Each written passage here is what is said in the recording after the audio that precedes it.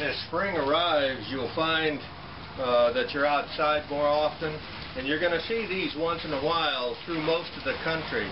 They're called a thistle, a weed if you will, but they get, I've seen them bigger around than this whole back of the truck, huge monster things.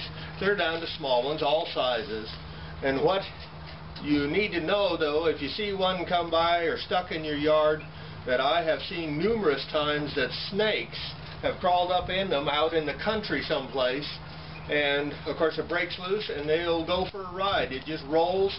They've had some of them that started in Texas and ended up in South Dakota, and South Dakota tumbleweeds quite often have ended up in Texas. And all along this corridor you want to keep a good steady eye out, simply because anywhere there's a possibility of a snake being dropped off. I know that some snake lovers will tell you that they will pick up a snake out or inside of town, take it outside of town, dump it out, and it'll never hurt anybody again. The negative to that, is, of course, is it can get a ride with one of these and right back into town or in another town. It's kind of it's on the idea, like the Catholic Church thought that they could take a pedophile and just move him to another town and they'd never have another problem. You still have the pedophile. You still have the poisonous snake, and taking them out in the country isn't the answer. Now, keeping that in mind, there's other ways that snakes can come into town, and you'd be surprised, even here in the middle of McCook, we have to watch for rattlesnakes.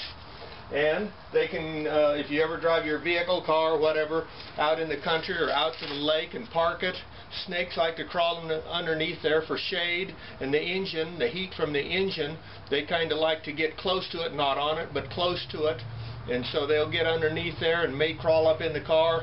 You drive home, pull it into your driveway, nighttime, the rattlesnake drops off, and now you've endangered the entire area.